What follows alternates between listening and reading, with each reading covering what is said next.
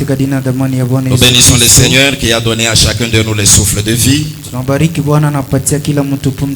nous lui sommes reconnaissants pour cette occasion de nous rassembler dans sa maison. Nous allons vous inviter directement à vous lever pour honorer la lecture de la parole de Dieu. Nous ouvrons nos Bibles dans Juge chapitre 15. Et nous allons lire les 5 premiers versets. Juge chapitre 15. Du premier au 5e verset, nous lisons. Quelque temps après, à l'époque de la moisson des blés, Samson alla voir sa femme et lui porta un chevreau. Il dit, je vais entrer vers ma femme dans sa chambre. Mais le père de sa femme ne lui permit pas d'entrer. J'ai pensé, dit-il, que tu avais pour elle de la haine et je l'ai donnée à ton compagnon. Est-ce que sa jeune sœur n'est pas plus belle qu'elle? Prends-la donc à sa place. Samson leur dit, cette fois, je ne serai pas coupable envers les Philistins si je leur fais du mal. Samson s'en alla. Il attrapa 300 renards et prit des flambeaux. Puis il tourna queue contre queue et mit un flambeau entre deux queues au milieu.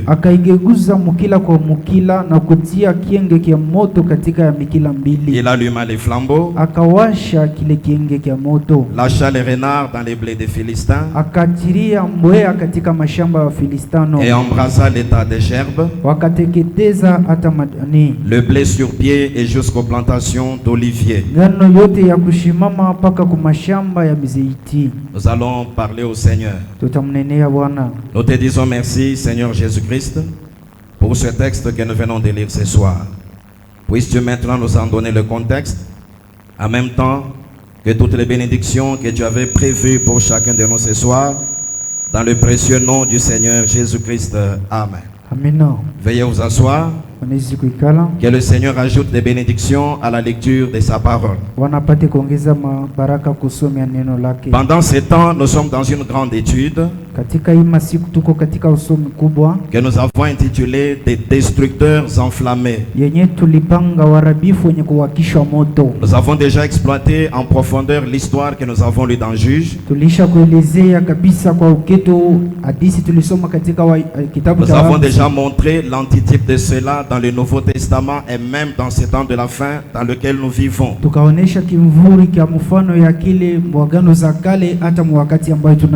En bref, nous avons retenu ceci, que de même que Samson avait enflammé les renards pour la destruction des plantations des Philistins,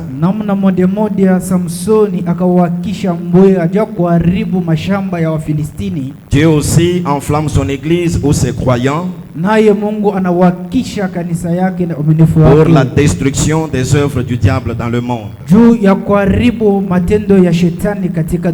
Et sur les 10 points qui forment le plan de notre étude tel que nous avions donné cela,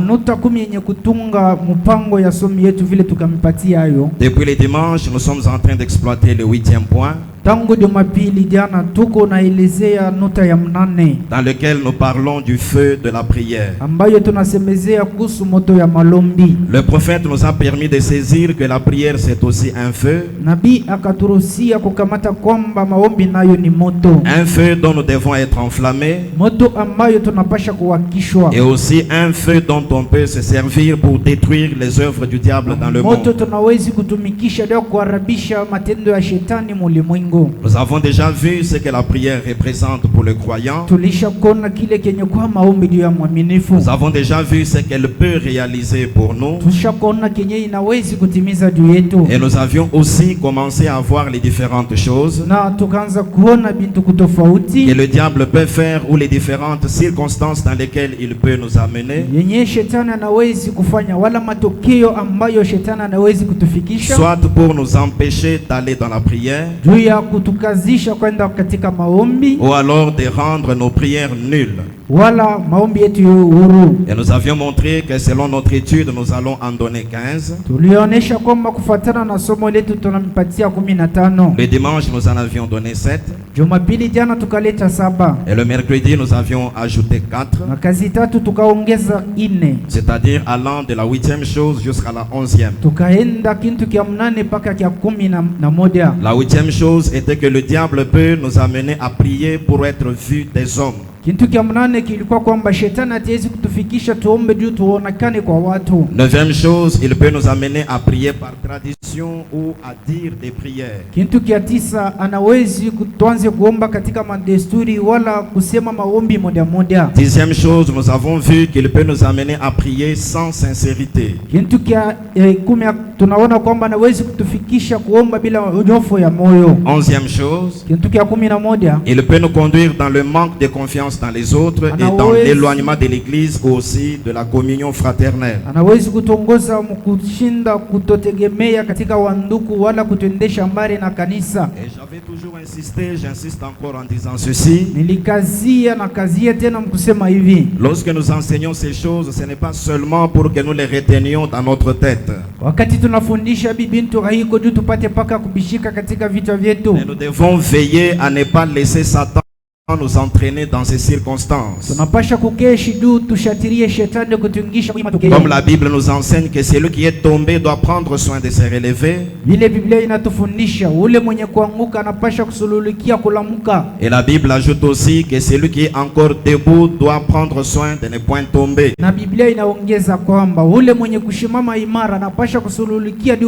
Et donc lorsque nous donnons ces choses que le diable peut faire pour nous empêcher de prier ou pour rendre nulles nos prières, no, wakati tunaleta hivi bintu benye shetani anawezi kutuzuishi kuomba wala kufikisha maombi yetu bure. Il est du devoir de chaque croyant de faire l'inventaire de sa vie par rapport à ces choses que nous enseignons ici. Ni amsho kwa kila mtu apate kufanya hesabu kwa hivi bintu tunafundisha. Si vous vous rendez compte que vous n'êtes pas encore tombé dans ces pièges, ukiona kwamba uyanguka katika hii miteko ya shetani, connaissez-les alors et prenez des dispositions pour ne pas y tomber lorsque la tentation viendra. Stawi na usululukie du ushanguke wakati majaribu itafika. Mais si en faisant l'inventaire de votre vie, vous vous rendez compte que vous y êtes déjà tombé d'une manière ou d'une autre, lakini mkufanya hesabu ya maisha yako unaona kwamba ushakuanguka namna wala ingine, faites tout pour vous relever par la grâce du Seigneur, fanya nguvu yako yote ushimame kwa neema ya Mungu, afin que tous nous gardions le feu de la prière allumé dans notre vie. Kwa sababu sisi wote tulinde moto ya maombi katika maisha yetu. Parce que nous avons vu ce que cela peut faire dans la destruction des œuvres du diable.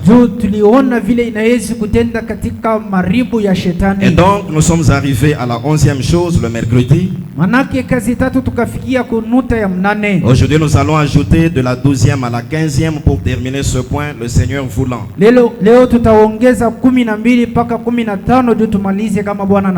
12e chose que le diable peut faire, c'est de nous amener dans le manque de jeûne. Ni kutufikisha mkupusa kufunga chakula. Le manque de jeûne. Kupusa kufunga chakula. Nous prenons l'histoire qui est racontée dans Matthieu chapitre 17. Tunabeba hadithi yenye kuelezewa katika Mathayo 10. Suivons attentivement du 14e au 21e verset. Tufuateni mzuri kwanza mstari ya 14 mpaka ya 16. Lorsqu'ils furent arrivés près de la foule, wakati akakaribia kundi, un homme vint se jeter à genoux devant Jésus et dit, mtu mmoja akatonga mbele magoti ya Yesu na kusema, Seigneur, Bwana, aie pitié de mon fils qui est lunatique usamee mtoto wangu eko nanguka kifafa et qui souffre cruellement. na eko na tesa kabisa. Il tombe souvent dans le feu et souvent dans l'eau. Kabisa kabisa nangukaka katika moto na katika maji. Je l'ai amené à tes disciples et ils n'ont pas pu le guérir. Nikamletea wanafunzi wako nao akupate kumponesha. Race incrédule et perverse, répondit Jésus. Moye kizazi kitokuamini na kia mambo mabaya. Jusqu'à quand serai-je avec vous? Paka na wakati kani nitakuwa na mweye. Jusqu'à quand vous supporterai-je? Paka na wakati kani nitamkubalia. Amenez-le moi ici. Muniletee ule mtoto. Jésus parla sévèrement aux démons. Bwana Yesu akagemea kabisa demoni. C'est très important, retenons cela. Hii ni ya muhimu kabisa tuikamate. Jésus parla sévèrement aux démons. Bwana Yesu akagemea mademoni kabisa. Qui sortit de lui. Ikaondoka ndani ya mwana. Et l'enfant fut guéri à l'heure même. Na mtoto akapona paka mwile saa. Verset 19. Aya 19. Alors les disciples s'approchèrent de Jésus et lui dirent en particulier: Wanafunzi wakamwendea Yesu na kumwambia kwa pekee, pourquoi n'avons-nous pu chasser ce démon? Est-ce que vous m'entendez dans l'auditoire? Jusque là au fond. Essayez seulement de remonter notre volume ici devant. Alors les disciples s'approchèrent de Jésus et lui dirent en particulier: pourquoi n'avons-nous pu chasser ce démon? C'est à cause de votre incrédulité, leur dit Jésus. Je vous le dis en vérité, si vous aviez de la foi comme un grain de sénévé, vous diriez à cette montagne: transporte-toi d'ici là, et elle se transporterait. Rien ne vous serait impossible. Je fais maintenant le verset 21 qui est le plus important. Mais cette sorte de démon ne sort que par la prière et par le jeûne. Si vous connaissez les Saintes Écritures, nous avons déjà enseigné ça. Ici, nous sommes au chapitre 17 de Matthieu. Depuis le chapitre 10, Jésus avait appelé ses disciples. Et il leur avait donné la puissance ou le pouvoir. Ce pouvoir devait leur donner la supériorité. Et ils étaient en mesure de chasser toute maladie ou toute infirmité. Mais ici, on leur a amené cet enfant qui était lunatique. Ils nous ont tout fait, mais ils n'ont pas pu guérir l'enfant. L'enfant a été amené dans la présence de Jésus. Dans la finalité, nous voyons que ce démon avait quitté l'enfant. Remarquez comment Jésus répond à ses disciples. Quand ils viennent lui demander la raison pour laquelle eux n'avaient pas pu le faire. Jésus ne dit pas que vous avez perdu le pouvoir ou la puissance que je vous ai donné. Et il leur reproche le manque de 4 choses. Et la 4e chose qu'ils avaient manqué ici, c'était le jeûne. Au verset 17. Il dit race incrédule et perverse. Déjà dans ce verset, il reproche 2 choses.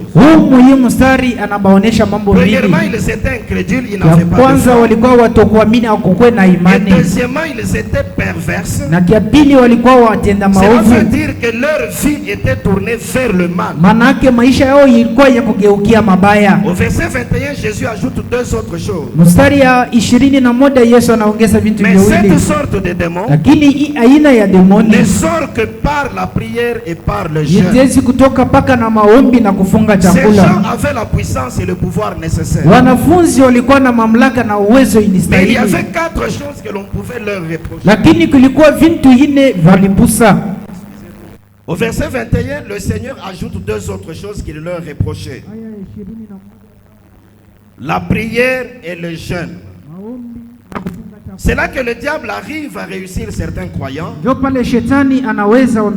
pouvez remplir toutes les autres conditions. Mais le diable peut seulement vous donner une attitude. Une attitude selon laquelle vous ne croyez pas aux jeunes. Une attitude selon laquelle vous ne gênez pas dans votre vie. Et le manque de jeûne dans votre vie peut vous empêcher de détruire par la prière certaines œuvres du diable. Parce qu'ici le Seigneur dit clairement: mais cette sorte de démon, il y a plusieurs sortes de démons. Mais cette sorte de démon ne sort que par la prière et par le jeûne. Il y a des sortes de démons qui ne demandent pas que vous fassiez grand chose. Mais il y a une autre sorte de démon qui exige que vous alliez prier jusqu'au jeûne inalazimisha ufikie paka mkufunga chakula pour que ce genre de démon-là arrive à sortir. Ile aina ya demoni itoke. C'est pourquoi le croyant ne doit pas prier seulement, Joko maana waaminifu wapashe paka kuomba. Mais à sa prière de temps en temps, il doit ajouter le jeûne. Lakini kumaombi yako wakati na ingine unafunga chakula. Le jeûne aide la prière à beaucoup de choses. Kufunga chakula kunasaidia maombi mvintu mingi. On doit avoir la vie de jeûne en tant que croyant. Pasha kuwa na maisha kufunga chakula ndio maombi kama mwaminifu. Et surtout quand il s'agit du jeûne dans votre vie personnelle. Na kabisa ndio kufunga chakula kwa hadili ya maisha yako. Vous devez être conduit par le Seigneur pour jeûner. Unapasha kuongozewa na Bwana juu ya kufunga chakula. J'insiste sur la conduite du Seigneur. Nakazisha kwa ongozo ya Bwana. Parce que c'est le prophète aussi qui a insisté sur cela. Juu ni nabii naye alisemezea kabisa kwa hadili. Il a dit il n'y a rien dans la Bible qui vous dise de jeûner à moins que le Seigneur vous y conduise. Na anasema hakuna kitu katika Biblia kinakuambia kufunga chakula kama haiko Bwana anakuongoza. N'ayez pas l'habitude de jeûner par tradition dans votre vie. Wewe ushikwe na tabia ya kufunga chakula maisha yako. Quand vous sentez que le Seigneur vous conduit à jeûner, faites-le. Lakini Bwana akikuongoze mkufunga chakula. Il y a quelque chose que le Seigneur veut accomplir par cela. Kuko kitu Bwana anapenda kutimiza kupitia ile mafungo. Mais si c'est un programme organisé par l'église, lakini kama ni mpango yenye kutayarishiwa na vous devez vous rappeler que selon les Saintes Écritures, unapasha kukumbuka kufuatana na maandiko matakatifu. Le Saint-Esprit conduit une église locale par le pasteur qu'il a établi.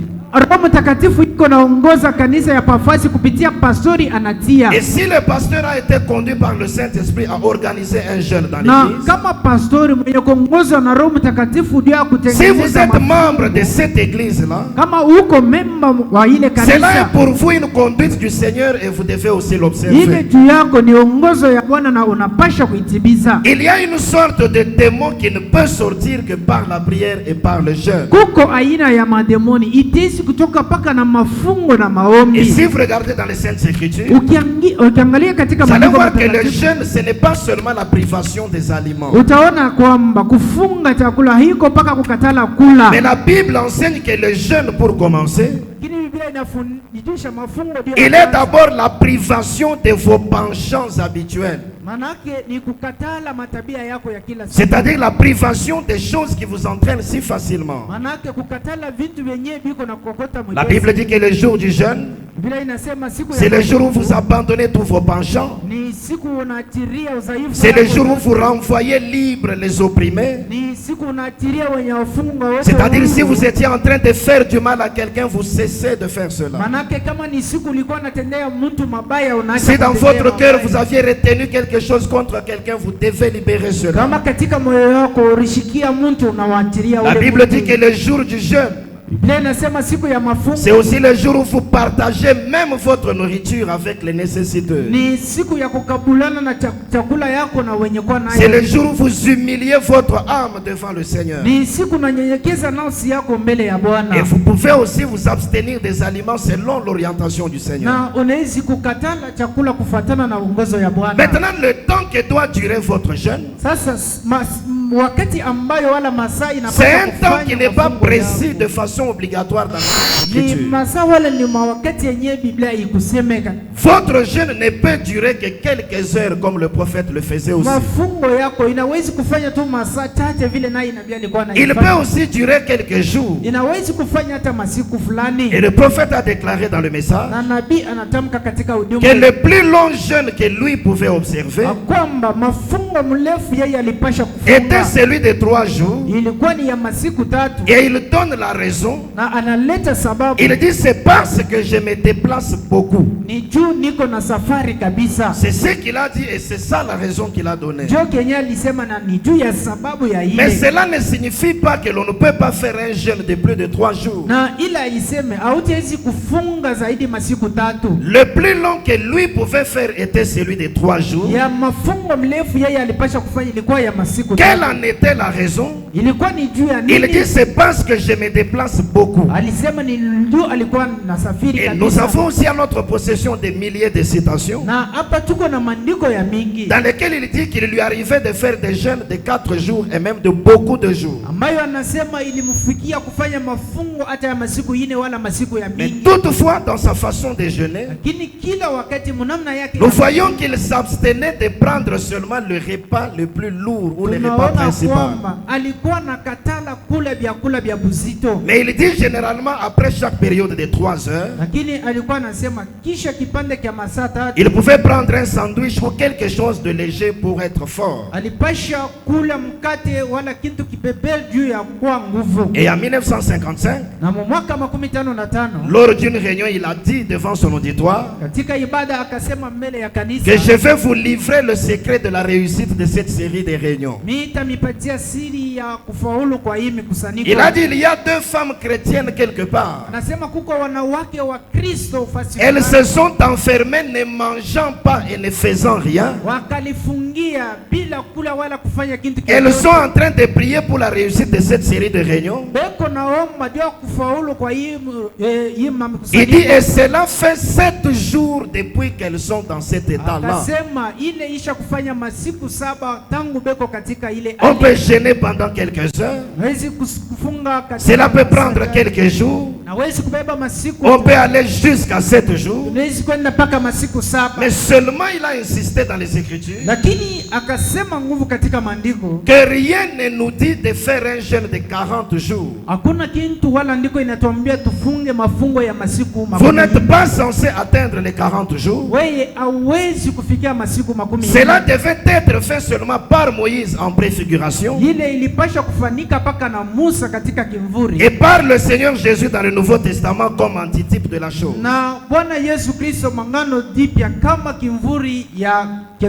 Quand vous jeûnez réellement et que cela est conduit par Dieu,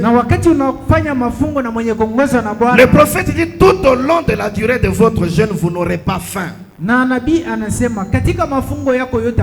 Vous serez content et heureux tout le temps. Parce qu'il dit cette période de jeûne représente une fête que vous avez avec le Seigneur. Et il dit lorsque c'est le temps de manger, lorsque selon Dieu que vous avez conduit votre jeûne est terminé, vous aurez faim. Et il dit alors quand vous avez faim, c'est le temps d'aller manger. Donc, dans toutes ces choses, il n'y a pas de normes qu'on est censé fixer. Mais en tant que croyant, on doit être conduit par le Saint-Esprit. Dans Romains 8 verset 14 il est dit, Romains 8 verset 14 il est dit, car tous ceux qui sont conduits par l'Esprit de Dieu sont fils de Dieu. En tant que fils de Dieu, on doit être conduit par l'Esprit de Dieu. Mais le Saint-Esprit ne vous conduira pas en dehors des limites des Saintes Écritures. C'est pourquoi votre jeûne doit être conduit par le Seigneur, ou selon le programme que le pasteur reçoit par inspiration, il instaure dans l'église.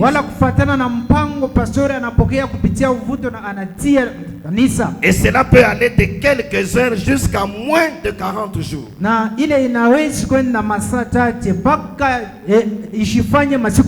Voyez que dans la période du jeûne, il y a abstinence de certaines choses. Il y a abstinence des penchants de notre vie. C'est-à-dire l'abstinence du péché. Et aussi couramment l'abstinence de nourriture. À quoi va servir cette abstinence? Quand vous vous abstenez du péché ou de vos penchants habituels, cela est très important et nous allons voir cela. Quand vous vous abstenez aussi de la nourriture, cela est important et le prophète l'enseigne. Prenons dans le sermon la puissance de la décision. Prêché le 7 octobre 55. Point 4, la partie B, il dit ceci. Je prends vers le milieu, il dit, ainsi, je ne mange pas lorsque je viens aux réunions comme celle-ci. Vous voyez, j'aimerais 3 points. Vous devez être dans votre meilleure forme De sorte que le sang ne soit pas dans l'estomac mais au cerveau. Vous devez être vraiment dans votre meilleure forme. Voyez? De sorte que le sang ne soit pas dans l'estomac mais au cerveau. De la sorte, aussitôt qu'il y a juste une petite alerte du Saint-Esprit, on est prêt à saisir cela. En effet, le diable est vraiment rusé. Et vous devez être en pleine forme pour le Seigneur Jésus quand 3 points. D'abord, vous savez que lorsque vous vous abstenez du péché, cela garde intacte votre intimité avec le Seigneur. Il n'y a pas de mal dans votre vie. Il n'y a pas de péché non confessé dans votre vie. Le canal qui vous relie au Seigneur est libre et totalement ouvert. Et si vous ajoutez à cela l'abstinence de nourriture, le sang ne sera pas concentré à l'estomac pour la digestion. Mais le prophète dit que le sang ne sera pas dans l'estomac mais au cerveau. À quoi est-ce que cela est important? Aussitôt qu'il y a juste une petite alerte du Saint-Esprit, vous êtes prêt à saisir cela. C'est quoi? Si vous avez toujours un ventre plein, c'est que tout le temps le sang est à l'estomac pour la digestion. Le Saint-Esprit peut s'émouvoir dans l'auditoire. Mais comme votre sang n'est pas au cerveau, vous ne saisissez rien. Voyez-vous, le jeûne, l'abstinence de nourriture, c'est très important. Cela peut vous permettre de saisir l'action du Saint-Esprit. Aussitôt que sa petite manifestation se déclenche. Prenons aussi dans les sermons l'attitude et qui est Dieu. Prêchez le 15 août 50. Au point 10, il dit ceci. Les soirées sont appréciées. Je me fatigue naturellement et je me fatigue de plus en plus. C'est une vérité que je crois. Maintenant regardez. Pendant que l'homme physique dépérit, l'homme spirituel trouve une issue. Pendant que l'homme physique dépérit, non, pendant que l'homme physique dépérit, donc il se détruit. L'homme spirituel trouve une issue. C'est à cela que servent les jeunes et autres. Il peut avoir la possibilité d'agir sur nos 5 sens pour nous amener à croire et avoir foi en lui. Lorsque vous laissez l'homme extérieur se détruire, vous ne lui donnez pas la jouissance de ses penchants habituels. Vous ne le laissez pas vous entraîner dans n'importe quel péché ou erreur. Vous ne le laissez pas avoir toutes sortes de nourriture qu'il réclame. Vous vous abstenez pendant cette période-là pour les jeunes. Sachez qu'en tant que chrétien, vous êtes un être double. Et lorsque l'homme physique dépérit, l'homme intérieur qui est l'homme spirituel va trouver l'issue pour s'exprimer. C'est là qu'il peut avoir la possibilité d'agir sur vos 5 sens. C'est à cela que servent les jeunes et ces autres choses. C'est là que vous pouvez arriver à avoir foi en Dieu. Vous comprenez que c'est là que la victoire peut aussi venir facilement. C'est pourquoi le diable, connaissant cela, il vous amène dans des fausses théories qui vous empêchent de jeûner. Ou il vous amène dans des jeûnes pour l'apparence ou par tradition. Il vous amène à faire des jeûnes qui ne sont pas agréables au Seigneur. Et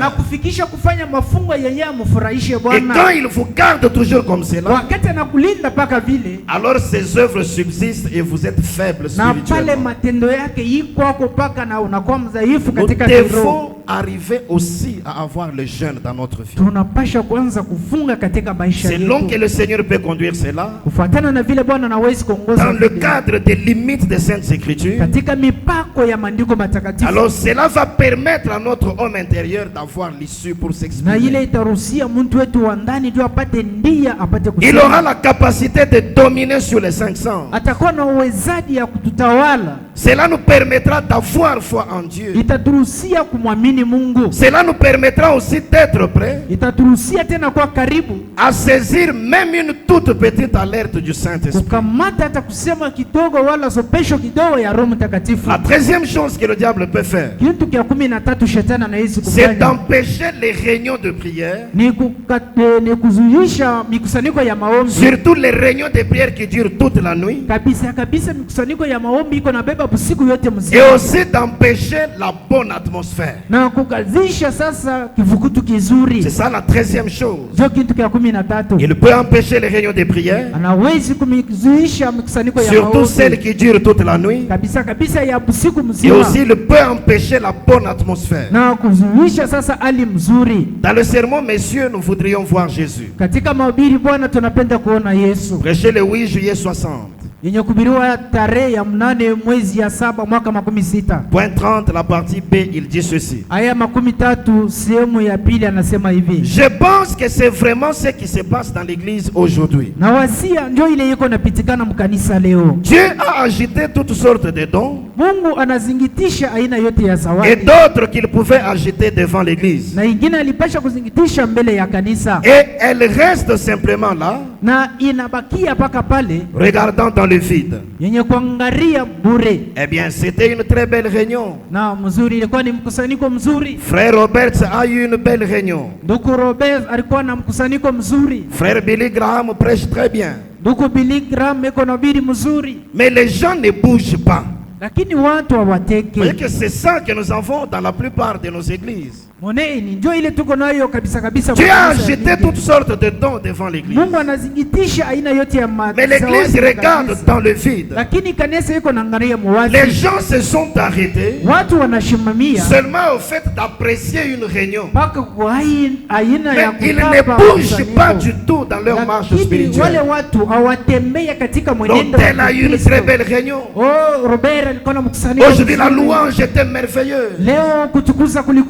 Aujourd'hui le prédicateur a bien sondé les Écritures. Mais quel est l'avancement spirituel que cela a amené dans ta vie?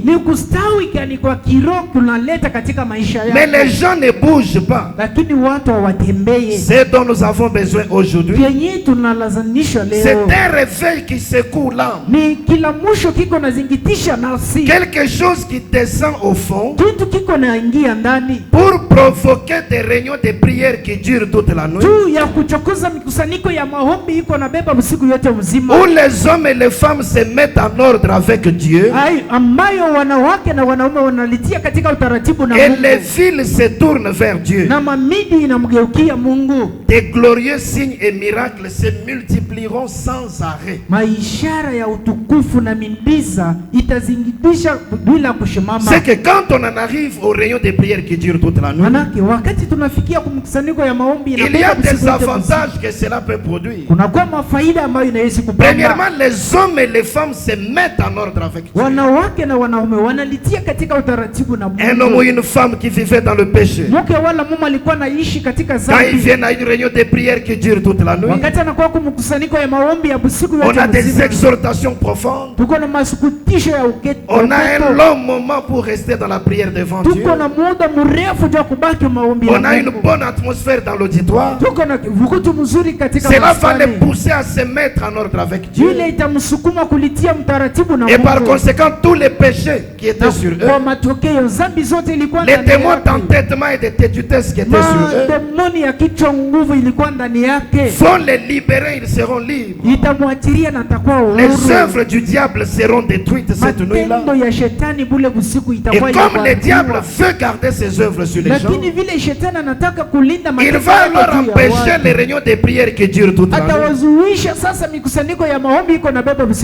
Les gouvernements vont vous dire, à cause de la COVID-19 ou à cause de l'insécurité dans le pays, ou parce que vous ne remplissez pas telle et telle condition, pas question de réunion de prière qui dure toute la nuit. C'est le diable qui essaie d'empêcher cela, parce qu'il sait que dans les réunions de prière qui durent toute la nuit, les hommes et les femmes se mettront en ordre avec Dieu. Les villes peuvent se tourner vers Dieu. Il sait que des glorieux signes et miracles vont se multiplier sans arrêt. C'est pourquoi ne laissez jamais le diable vous entraîner dans ce piège.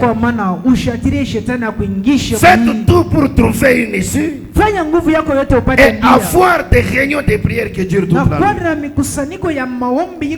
Et les orienter d'une telle manière que l'on arrive à produire ce genre de résultats dont parle le prophète.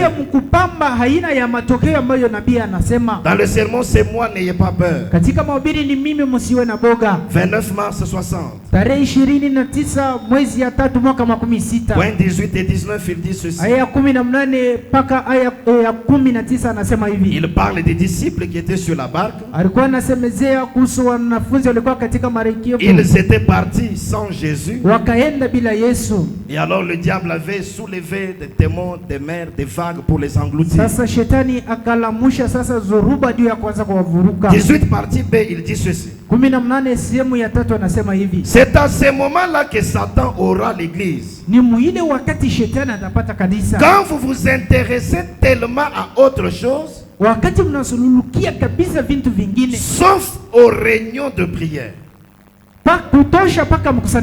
c'est à ce moment-là que Satan aura l'église. Quand vous vous intéressez tellement à autre chose, sauf aux réunions de prière, quand vous vous intéressez tellement au fait qu'il vous faut connaître un épanouissement dans le naturel plutôt qu'un épanouissement dans le spirituel, alors ne l'oubliez pas, Satan est en route. Il vous a surpris sans lui. Si tu arrives à un certain moment de ta marche chrétienne, tu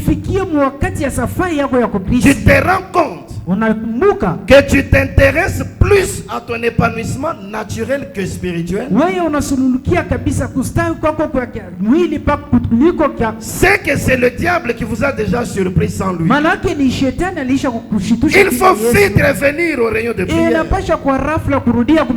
Point 19, il dit, oh Dieu, ma prière est que tu réveilles l'église pour qu'elle revienne au rayon de prière à l'ancienne mode qui dure toute la nuit. Réveille les gens pour qu'ils soient dans une atmosphère spirituelle.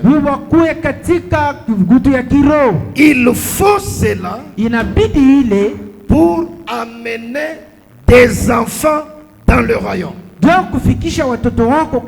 Il faut l'atmosphère. J'aime cette portion de l'écriture. Il faut cela pour amener des enfants dans le royaume.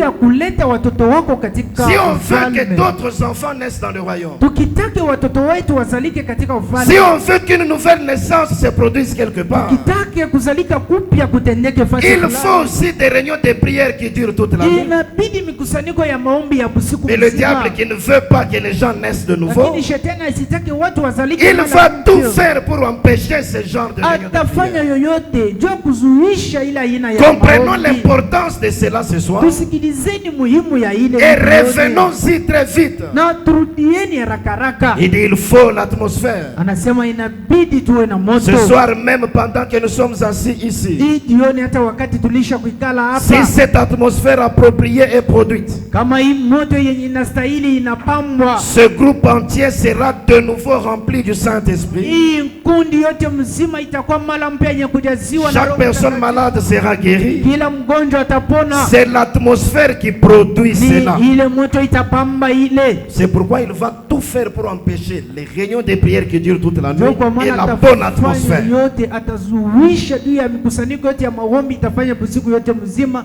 na moto mzuri. Vous pouvez prendre un œuf de poule et le mettre dans une couveuse Unawezi kubeba riai ya nguku na kuitia katika et kisangala maintenir l'atmosphère qu'il faut. na kulinda kifukutu. Inabidi Il éclora un poussin et non une couveuse. itapasuka mtoto wa nguku aiko kisangala.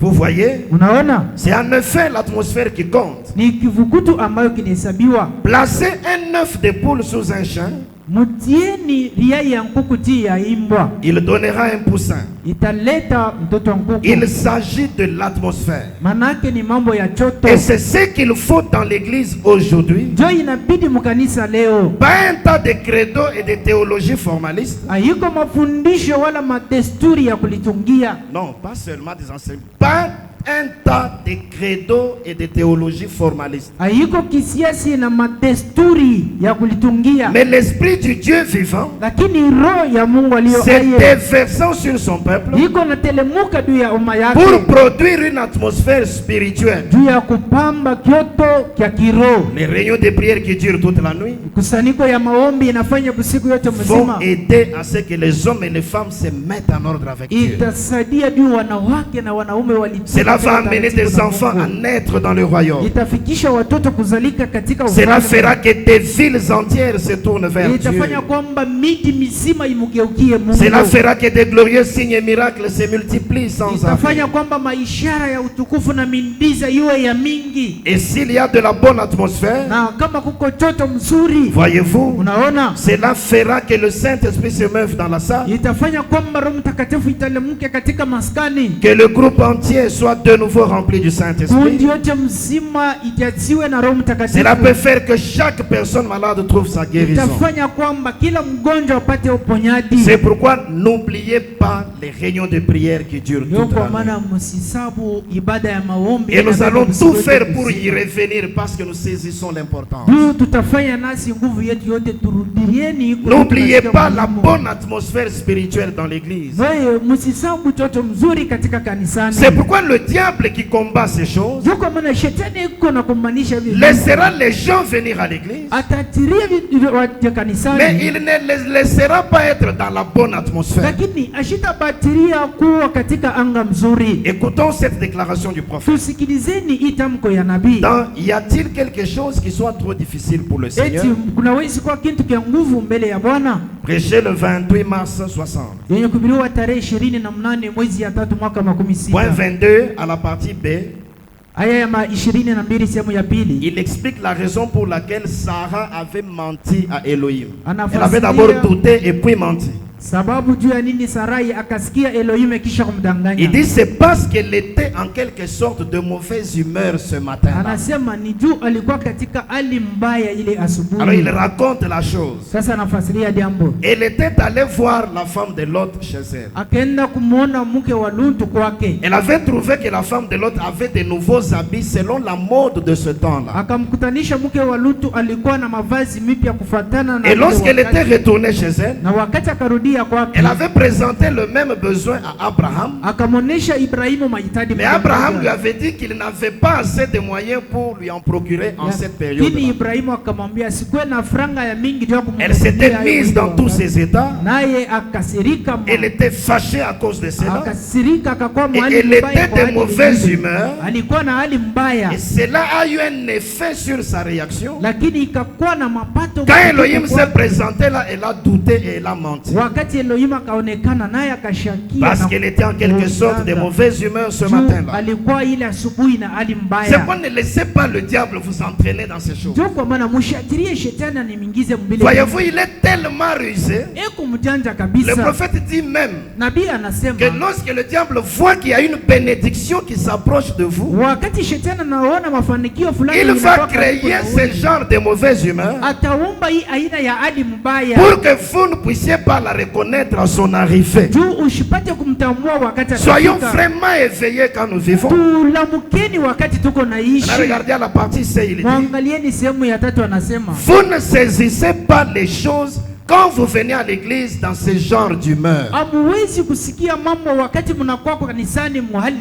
Vous ne saisissez pas les choses quand vous venez à l'église dans ce genre d'humeur.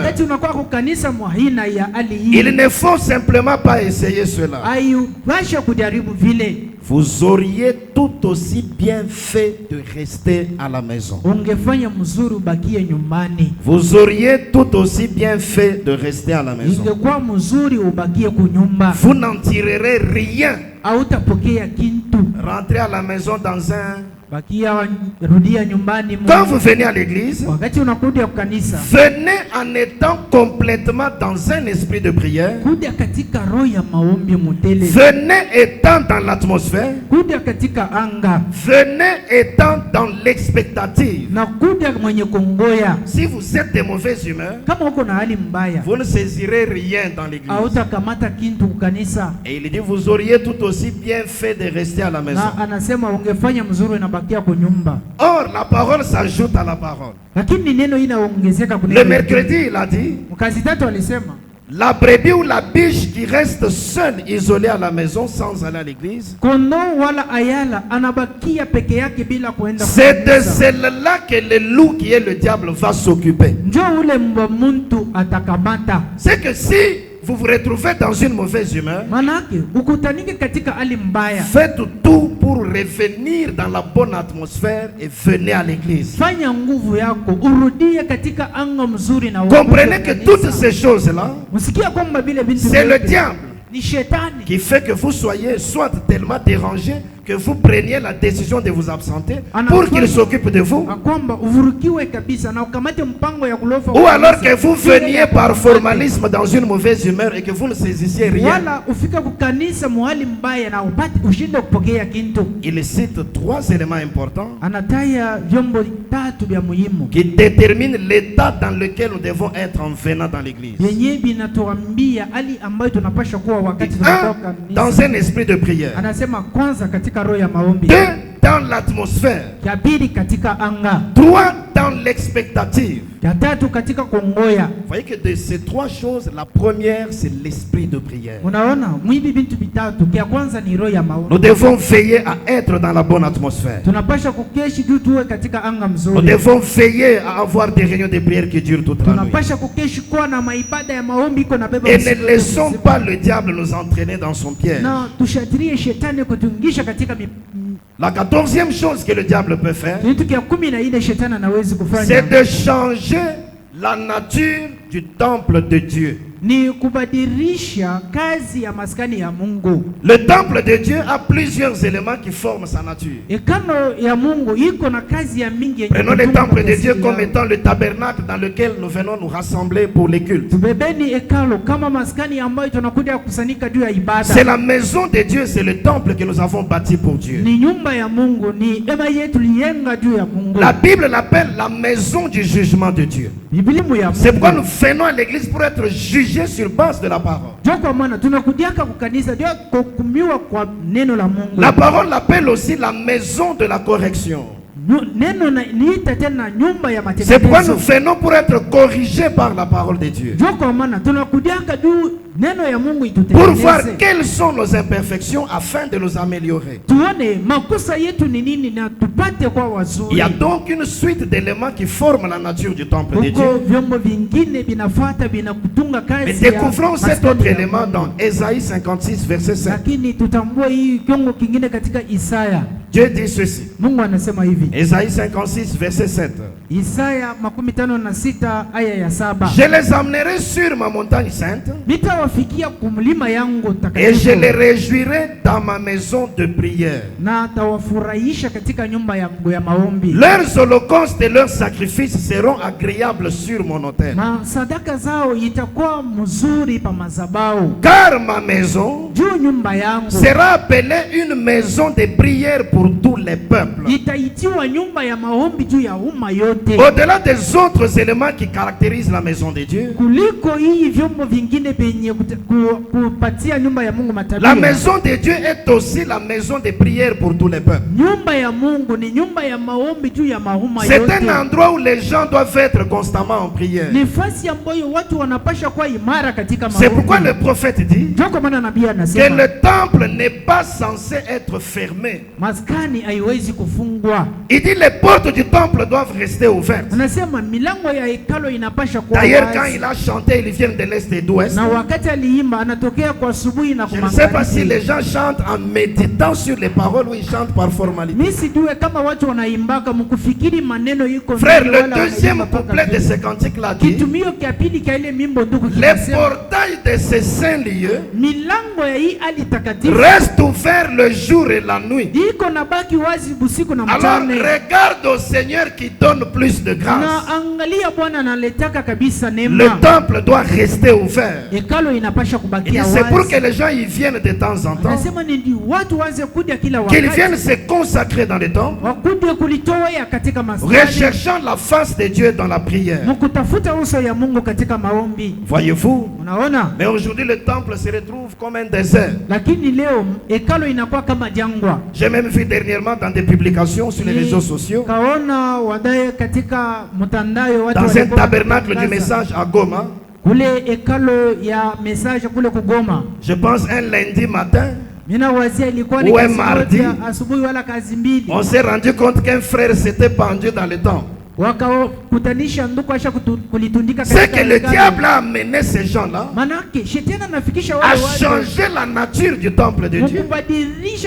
Si c'était réellement une maison de prière et que quelques-uns étaient venus chercher Dieu dans la prière cette nuit-là, frère, on n'aurait pas laissé cet homme-là se pendre dans le temple. Il y a 2 ans, on a trouvé dans un tabernacle quelque part, un frère avait amené une prostituée dans les toilettes du tabernacle. Il s'essuyait dans la nuit avec la prostituée dans les toilettes. Et 2 jours après, on s'est rendu compte qu'il y avait un préservatif dans la cuve. C'est que le diable avait amené ces gens-là à changer la nature du temple de Dieu. Si c'était une maison de prière pour tous les peuples, mais cette prostituée-là n'aurait même pas franchi la barrière. Oh, laissons le temple de Dieu revenir à sa nature. Que ce tabernacle soit une maison de prière pour tous les peuples. Vous avez un temps libre, venez prier le Seigneur. Vous sentez une poussée dans le cœur, venez vous consacrer. Ayez l'habitude de venir au temple et de prier le Seigneur. Voyez-vous?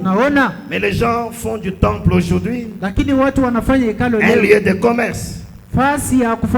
Les gens viennent à l'église pour faire des négociations sur les affaires.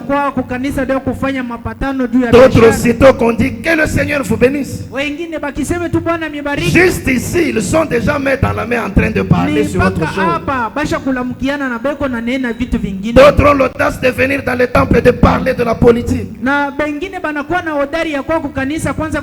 Rappelez-vous ce soir, mes amis, chaque fois que vous amènerez le temple à être autre chose que Dieu a voulu qu'il soit, vous aurez le même sort que celui de Matthieu chapitre 21. Verset 12 à 13, il est dit ceci. Jésus entra dans le temple de Dieu. J'aime quand on l'appelle le temple de Dieu, parce que tous les temples ne sont pas de Dieu. Dans Acte 19 verset 27, on nous montre qu'à Éphèse il y avait un temple, mais c'était le temple de Diane qui était une divinité des Égyptiens, des Éphésiens. Dans Apocalypse 3 verset 9, on nous parle d'un temple ou d'une synagogue qui n'était pas le temple ou la synagogue de Dieu, mais c'était la synagogue de Satan. Dieu n'a rien à voir avec l'ordre dans les autres temples, mais le temple de Dieu a sa nature et ses caractéristiques. Salomon, quand il avait bâti ce temple, il avait bâti en l'honneur de l'Éternel. Et Esaïe avait déjà dit que ma maison sera appelée une maison de prière pour tous les peuples. Maintenant ici, Jésus entra dans le temple de Dieu. Il a trouvé que le temple était devenu comme un marché. Alors il a rétabli l'ordre du temple. Il chassa tous ceux qui vendaient et qui achetaient dans le temple. Il renversa les tables des changeurs et les sièges des vendeurs de pigeons. Et il leur dit, il est écrit, ma maison sera appelée une maison de prière. Mais vous en faites une caverne de voleurs. Parfois tu as des ennuis dans tes affaires parce que tu viens rencontrer tes associés dans le temple pour la négociation. Et vous échangez même l'argent, vous achetez les articles dans le temple. Tu n'iras au magasin que pour la livraison. Le fouet de Dieu sera peut-être sur toi. Laissons le temple être aussi la maison de prière. Et lorsque nous entrons dans le temple, comme le prophète l'a dit, que nous devons premièrement être complètement dans un esprit de prière. Voici ce que le prophète lui enseigne. Dans le sermon, la force parfaite par la faiblesse parfaite. Prêché le 19 novembre 61. Point 7, il dit ceci. Eh bien, l'autel est le lieu de prière où chaque personne qui arrive à l'église devrait d'abord aller s'agenouiller à l'autel. Frère, pas quelques-uns. Chaque personne qui arrive à l'église devrait d'abord aller s'agenouiller à l'autel, prier Dieu en silence et présenter sa requête dans la prière et prier pour ses bien-aimés et remercier Dieu pour ses bienfaits à son endroit, puis retourner à sa place.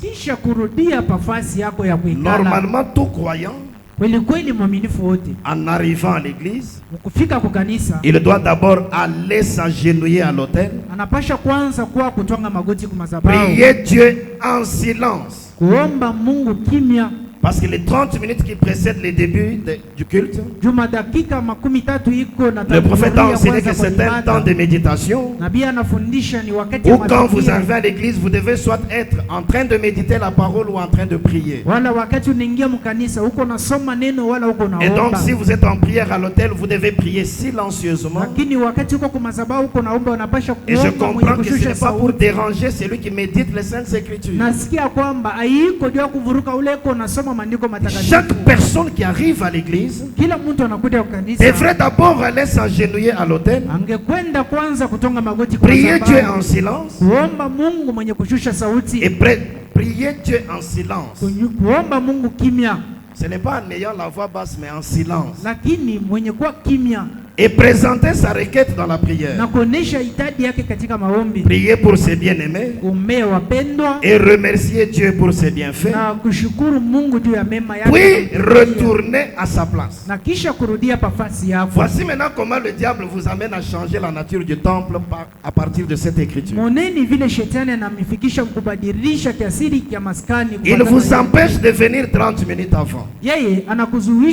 Comme ça vous n'avez pas le temps de venir d'abord vous agenouiller à l'autel et de prier. Vous venez en retard, la louange est en cours.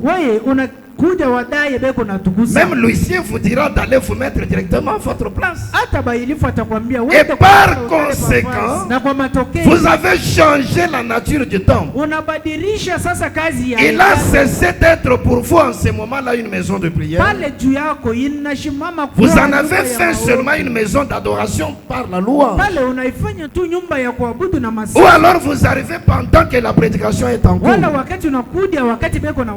diable est tellement rusé que nous comprenons pourquoi la Bible a dit veillez, votre ennemi le diable est très rusé.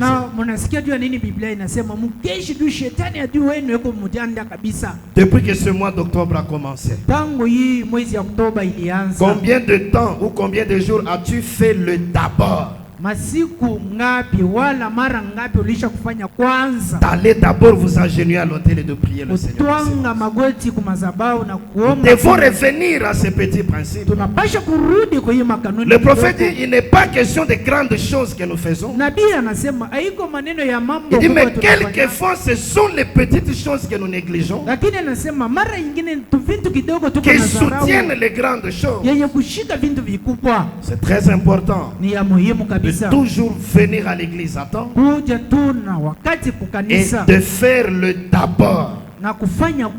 Parce que c'est aussi une maison de prière pour ceux. Dans le sermon Élie, prêché le 18 octobre 53. Point 36, la partie B, il dit ceci. Une religion à l'ancienne mode envoyée de Dieu,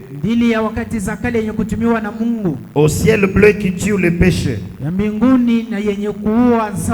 Oui, oui, frère.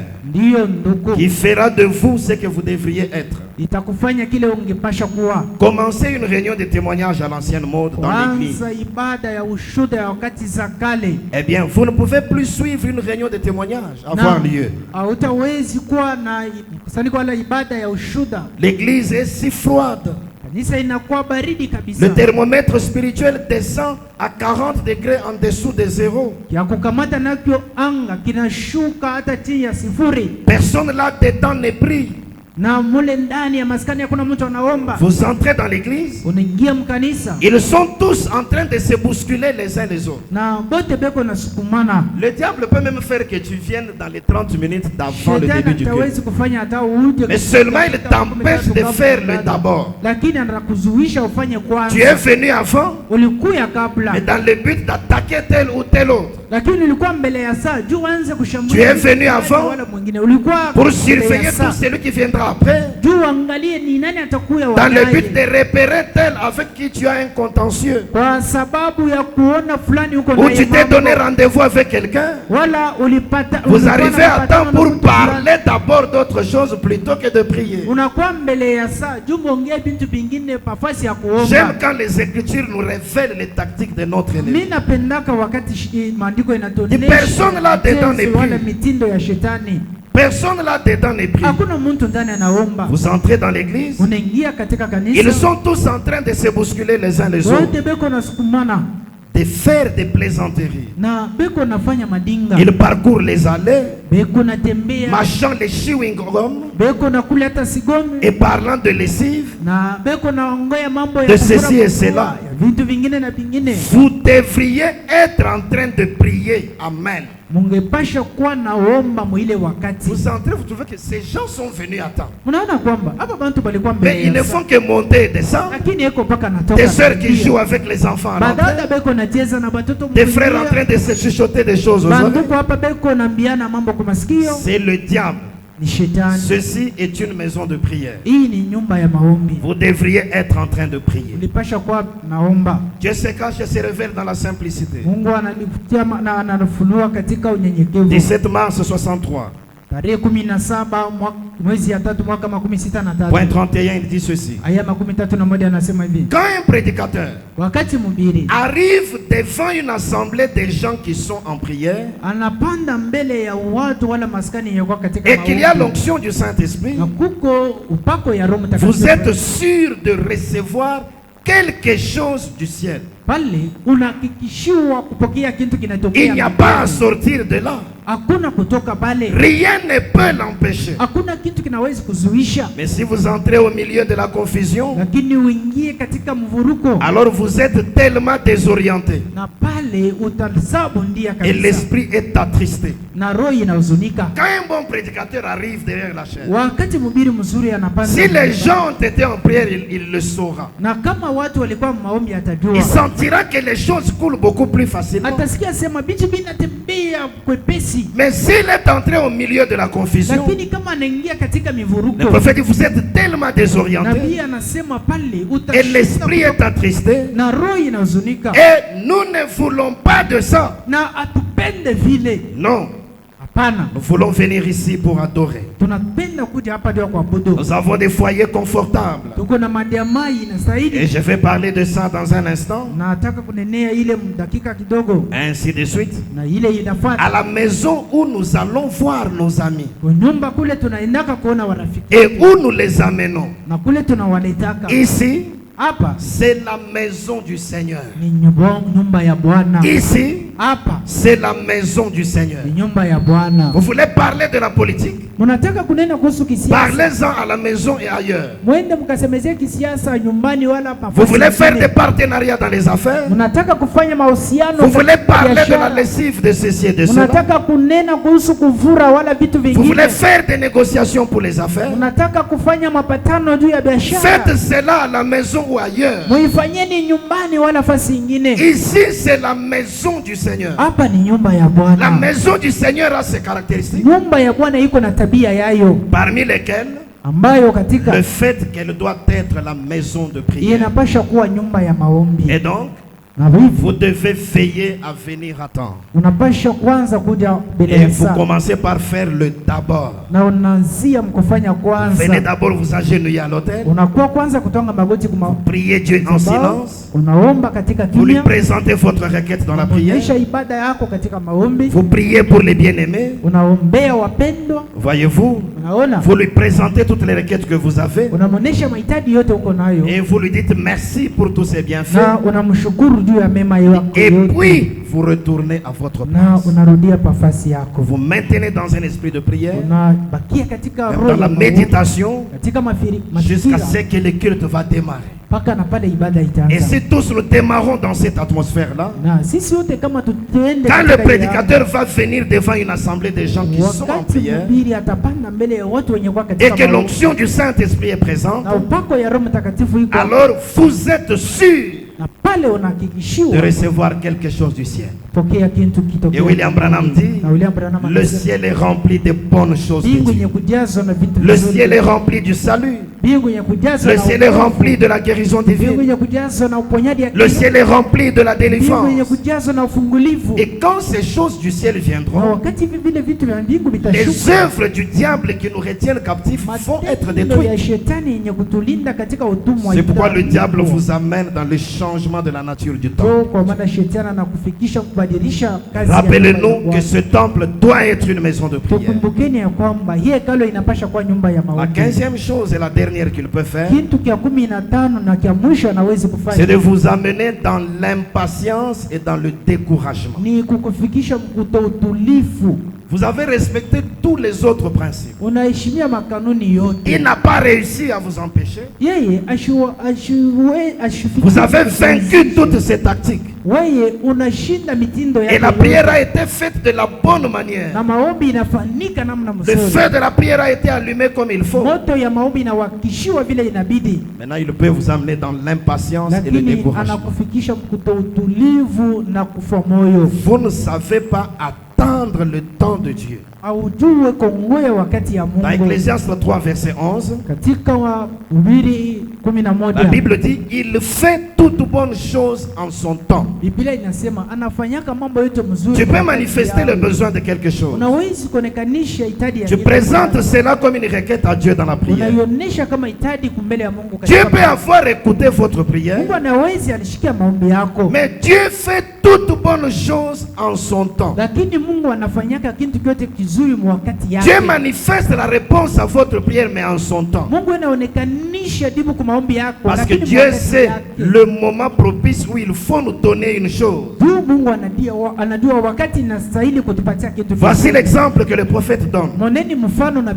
Il dit, je peux être là dans la cour, en train de raser la barbe. Mon petit garçon de 5 ans, Joseph, peut aussi admirer ce que je suis en train de faire. Et il peut aussitôt me dire, papa, donne-moi les rasoirs, que je me rase aussi. Il dit, si je suis un bon père, j'accepterai la demande du fils. Mais si je suis un bon père, je ne lui donnerai pas le rasoir à ce moment-là. Parce que si je le lui donne, il fera plus de mal que de bien.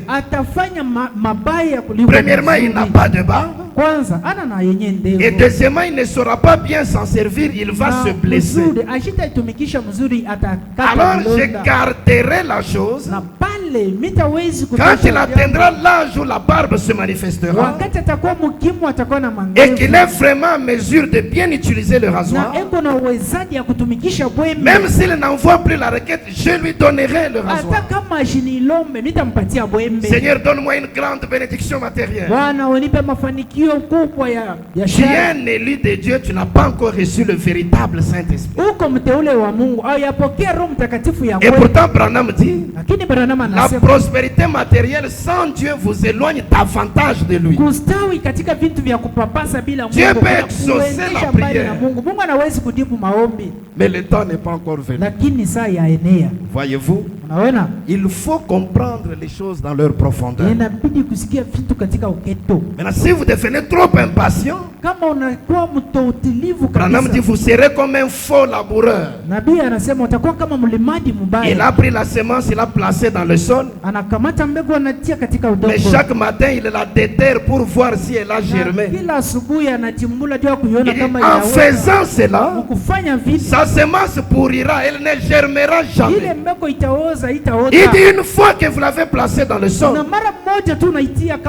vous devez faire confiance au ciel et à la terre. Et vous devez d'abord faire comme si vous avez oublié votre semence. Le ciel fera sa part, la terre fera la sienne, et au temps fixé, la semence germera. Lamentation de Jérémie chapitre 3, verset 26. Il est bon d'attendre en silence le secours de l'Éternel. Il est bon d'attendre en silence le secours de l'Éternel. Dieu n'a pas besoin de ces chrétiens plaintifs qui ne fait que se plaindre au sujet des prières non exaucées. Depuis que j'ai prié, il n'y a pas de réponse. J'ai fait tout ce qu'il fallait faire. Si tu es sûr que tu as fait tout ce qu'il fallait faire, c'est que le temps de Dieu n'est pas encore arrivé. Ne t'inquiète pas, ne te décourage pas.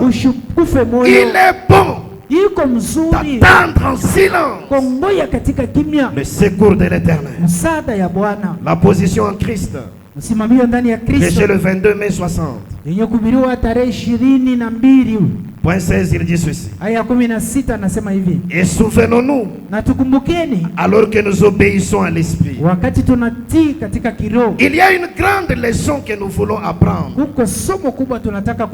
C'est de ne jamais être pressé. Il y a une grande leçon que nous voulons apprendre. C'est de ne jamais être pressé. Voyez-vous, prenez votre temps.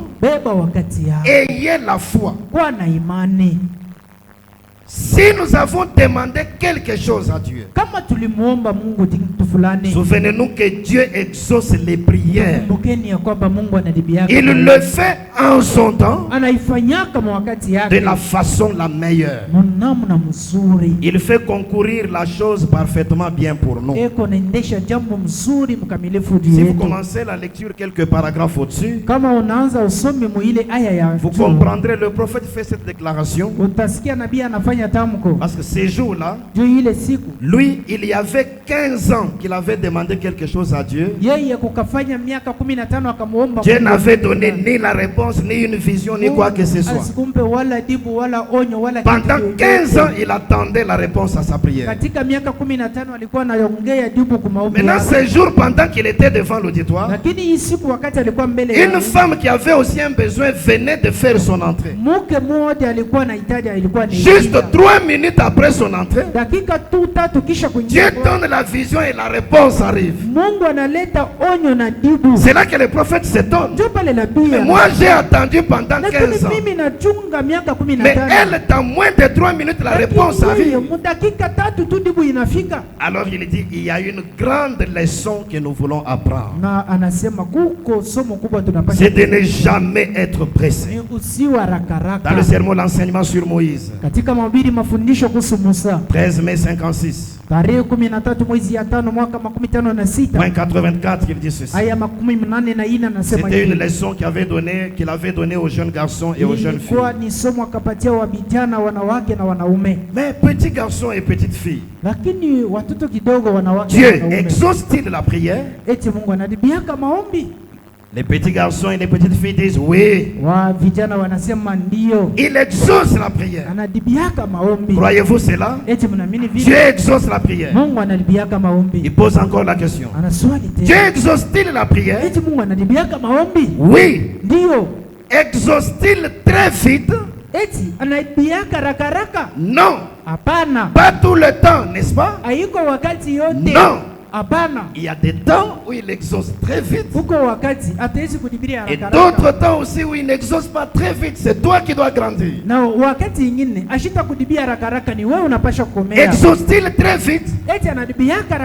Non, pas tout le temps. N'est-ce pas?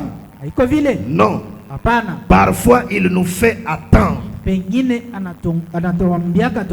Est-ce vrai? Oui. Mais Dieu exauce la prière, n'est-ce pas? Et ce n'est pas parce que tout va mal que nous devons cesser de prier. Ce n'est pas parce que tout va mal que nous devons cesser de prier. Nous continuons simplement à prier malgré tout. N'est-ce pas? C'est vrai. Eh bien, vous avez bien répondu. Dieu exauce la prière. Répétons-le tous ensemble. Frère Branham et l'assemblée disent Dieu exauce la prière. Répétons-le aussi nous ici ce soir. Répétons-le tous ensemble. Dieu exauce la prière. Oui. Peu importe les circonstances, il exauce malgré tout. Il dit très bien. Mais qu'est-ce que le diable va faire? Il va vous amener dans l'impatience et le découragement. S'il devait exaucer cette prière, pourquoi ça traîne? Pourquoi les choses s'empirent? Je répondrai comme Abraham. Plus ça traîne, plus les choses se compliquent, plus le miracle sera grand, et plus la gloire du Seigneur sera grande. Ne laissez pas le diable vous amener dans l'impatience.